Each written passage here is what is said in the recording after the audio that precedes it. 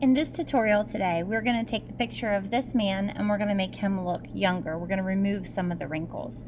So to get started, make sure you download the file that I have attached to our classroom document, and let's go ahead and begin. Whenever you're working with a new image, first thing you want to do is to duplicate your background. So you just click up here on the menu and you're going to choose duplicate layer. All right, the reason you want to do this, background copy is fine. The reason you want to do this is because any of your changes will be on this layer, so you could get rid of that layer or lessen the effect of it and still leave your original picture untouched. All right, let's begin. So we have several options here. The first thing I want to do is just to start to get rid of some of the wrinkles. Now, we don't want him to look completely wrinkle-free because that won't look like the age that he is. So what we're going to do is to work on removing some of the wrinkles, but then we're going to lessen the effect by changing the opacity of the layer. So going up here, let's start with, let's go down to the healing tools. So you have spot healing tool and healing tool. These two are probably our main two tools that we're going to use. Let's start with probably the spot healing tool. Auto is probably fine for this. You might want to zoom all the way in, again making sure you're on the background layer, and let's start. I'm gonna, if you right click, you can change your size. You can also change the hardness of it, meaning whether it's an exact blend out or if it's gonna be a little fuzzier. I'm fine with the way it is right now. So spot healing, you're just going to click along. Here's what I want you to avoid doing. You do not want to come along like this and just do a huge section. What happens is it looks funny, and it does blend, but it doesn't blend very well. So I'm going to undo that. You want to kind of gradually go in areas. You can do small little sections, but you have to pay attention. Does it look well blended? Does it keep the skin color right? Or is it, you know, starting to look a little funky? So you want to make sure that you pay attention to that as you go. Sometimes it's best, instead of an auto feature, to switch to, because you remember that the spot healing, which sorry, I can't get that to click open for a second. There we go. All right, the spot healing brush is an auto thinker. So Photoshop does the thinking for you. You have no choice but to just click, and it makes the choice as to what pixels it's going to blend. If you switch down to the healing brush tool, you would be able to then choose where you're going to blend. So for instance, where he has redness on his face over here, but it's less red on this area, I would probably want to choose what pixels I select. I'm going to make my brush even a little bit smaller, and then I'm just going to choose it, you hold down the option key, and then I'm going to come along and start to choose which ones I want to blend.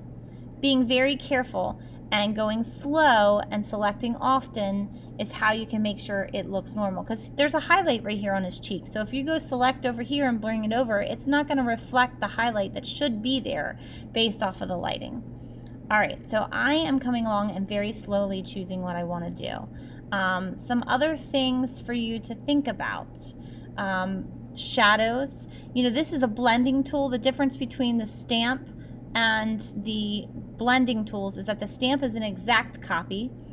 This one, any of the healing tools or spot healing tools or the patch, is going to blend surrounding pixels. So that's good in a lot of ways, but sometimes it gives you stuff you don't want. So you just have to be careful with that. Again, option, click, and you can sample what you want. All right, now let's pay attention to this area that I've done right here.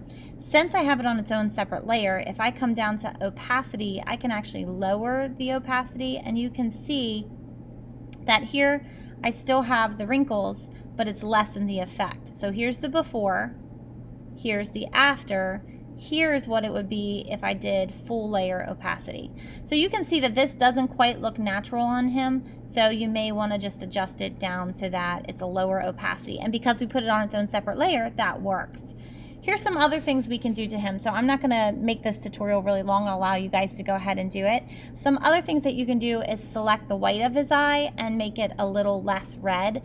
Let me show you how to do that. So I'm going to grab, I think I'll grab the quick selection tool, and I'm going to make it a little bit smaller because it's too big, and I'm actually going to see how this works.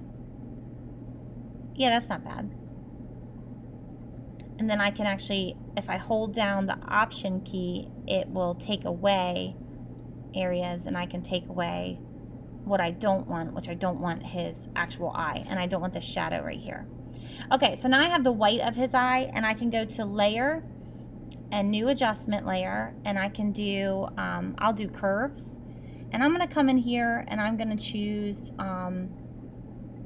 red.